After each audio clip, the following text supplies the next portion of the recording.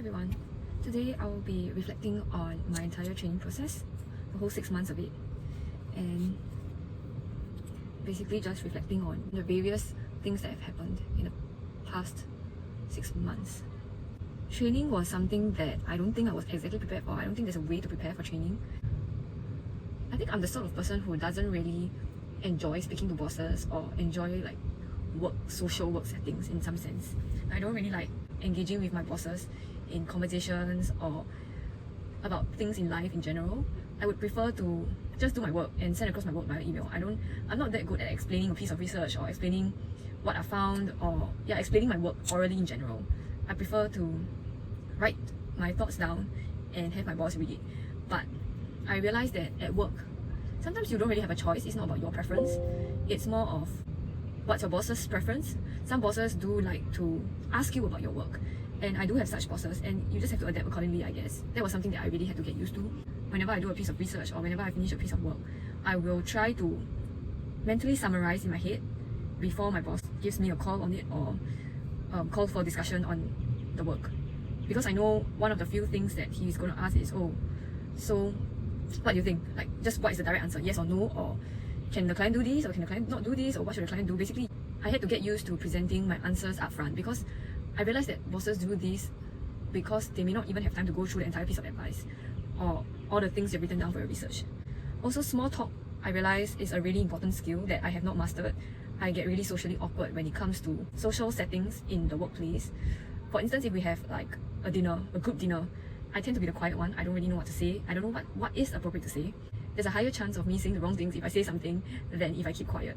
So, strangely enough, while I'm not like that with all my friends, in a work setting, I do rather be the quiet one and just sit in the awkward silence because I refuse to feel the awkwardness. I would just appreciate the silence and let someone else do the thinking as to how the conversation should be carried on. And I'll only jump in if asked the question or basically when absolutely necessary. But I don't think that's a good way to go around interacting with people at the workplace. I think that's a skill that I should learn, and I hope I'll get better at making small talk as I watch how my colleagues do it and as I feel more comfortable with the team in general. As a start, one of the first few things that weighed on my mind was whether I would pass the bar. But I was aware that I did not give in my 100% best due to certain circumstances while I was studying for the bar. And I felt that there was a possibility that I may have failed certain papers. My responses to the exam questions were not fantastic. I was not proud of my preparedness for the exam. I did wonder how it would be like if I actually failed some subjects of my bar exams, and especially if the subject is relevant to my current work. By God's grace, I did manage to pass every single subject.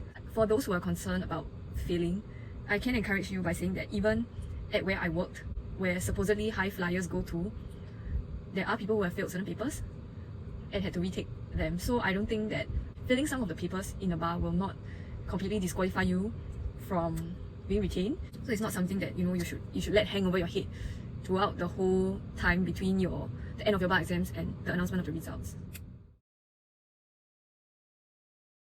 There is no stop time for your work. The stop time is when you finish your work.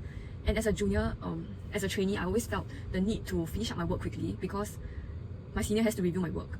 Usually my senior has to give me comments, and I would have to make amendments to what I've done based on the comments before the work is acceptable for submission to the client. So I would generally try to give my senior sufficient time to review my work as well. And because of that, I always felt the pressure to churn out the advice quickly. In fact, it is work-life integration. Like, work was life and life was about work, depending on the season, as I said. But there was a season of time when the work was really intense. There were lots of questions asked, especially during the COVID period, when a lot of businesses were adapting to the change. They did approach lawyers to find out whether what they were implementing or what they were intending to implement would be acceptable under the law. During that season, I must say that there were virtually no boundaries in terms of timing. But I think now, as an associate, I feel that I'm better able to manage my time. My work still needs to be reviewed, and I do still try to produce work quickly enough. But at the same time, I also have gotten used to how fast I can get work done. So because I am more familiar with the various areas of law now, I know where to go for. I know which websites to go to and which statutes to go to look for the law. Especially if it's an area of law that I have explored previously. This is something that has to be accumulated over time. It's not a given on the first day of your work or within the first few months. You do have to do quite a number of advice before you are familiar with this area of law and you know where to go to look for certain pieces of information the moment the client asks you a question. And in terms of work, as expected, the junior has to do most of the grunt work. Grunt work includes like research, because you are the cheapest or essentially free in that like you don't bill the clients anything, and research takes up a lot of time. So if a senior were to do the research, they'll be billing thousands of dollars just to do research, and that will not be possible. So usually the research will fall to you as a trainee. And I spent many hours doing research. I'm not a big fan of research. I mean, I used to think that I was okay with research until I ended up being the one to do research all the time. It's a never-ending process because, well, LawNet and the various databases do not exactly tell you when your search is done, like when you found the answer. Yeah, and there are like endless amount of cases to look for. Especially if you can't find the answer, you just keep searching. You search for the various databases, you Google, you'll find all sorts of methods just to find an answer that you can present to your senior or your boss. I also got a lot of administrative stuff, such as compiling various fee codes for various counsel. Yeah, even fee codes are things that I had to learn to do as well. They surprisingly take up a lot of time, and it's something that we can't bill the clients for. A fee code is basically giving the client a rough estimate of how much a piece of work will cost, so that the client can consider whether this is an amount that they're willing to pay. If so, then they can instruct you to proceed with the advice, because some clients are very price sensitive and they may not want to seek the advice from you if it's too expensive for them or it's out of their budget. Something that my seniors like to give me to do and my bosses also is proofreading, because brainless but takes up a lot of time as well. Sometimes documents go to 60 to 80 pages. It is like reading a case all over again, and you have to spot all the errors, because if there is a single error, it will fall on you, because you were the proofreader. Yeah, as mundane as it sounds and as boring as it sounds, I don't think anybody needs a law degree to do proofreading, but somebody needs to do it. So as the trainee, I was the designated proofreader.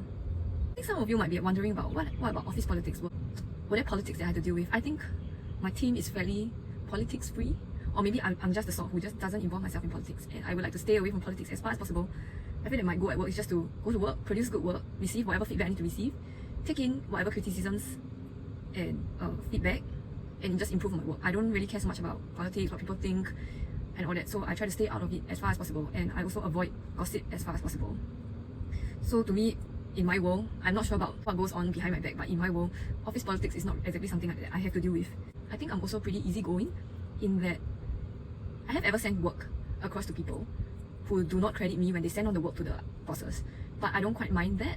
I will just accept it. I know there are some people who will find it not very nice, or they will take issue with it, but I think, I don't know, I still prefer to simply do my work, and I am not super concerned about bonus or pleasing my boss or doing things to make my boss have a good impression of me.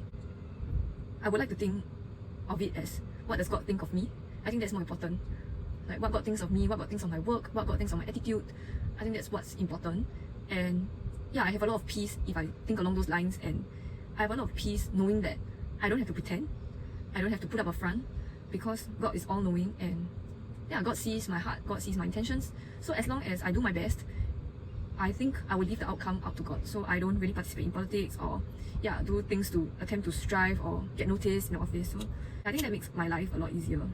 And talking about bosses, this is something that I also had to learn to kind of live with. The way they handle files, the way they deal with deadlines and pressure, it also affects me, because say you have a boss who doesn't deal well with deadlines, who doesn't work well under stress, and would prefer to have everything prepared and ready way before the deadline. Let's say if the deadline is next Friday, but if your boss is the sort who likes to get everything ready beforehand, he or she may want the work done by Wednesday, and that also means that you will have a shorter time to do your work, because she will have to review your work before submitting it to the client, and she would want it done before the deadline. There were a few times when my bosses would give me work on Friday, asking for it on Monday, and because I was a trainee, I wasn't sure whether if I just simply started on it on the Monday, whether I could finish it, and it was research. So I would actually spend my weekends doing the work, especially if it's research. As a junior, I really had to adapt to my boss's style and the way they handle situations. Some of my bosses are client pleasers. They would say yes to any deadline, regardless of how unrealistic the deadline is or how it will affect or impact our weekends or weekday nights. Yeah, that's something that I just kind of have to accept. If I ever am in the position of a boss, I will not want my employee to suffer in the same way, I guess. My training experience was, I would say, on the positive side, because I have really friendly colleagues and colleagues who are supportive, and they are rather helpful. They do help me when I have questions. It's not a toxic team, it's a team that does really work together to produce the best results. So that's all for my sharing on my training experience. I may do another video if I think of more points to talk about. But yeah, that's all for now. Bye.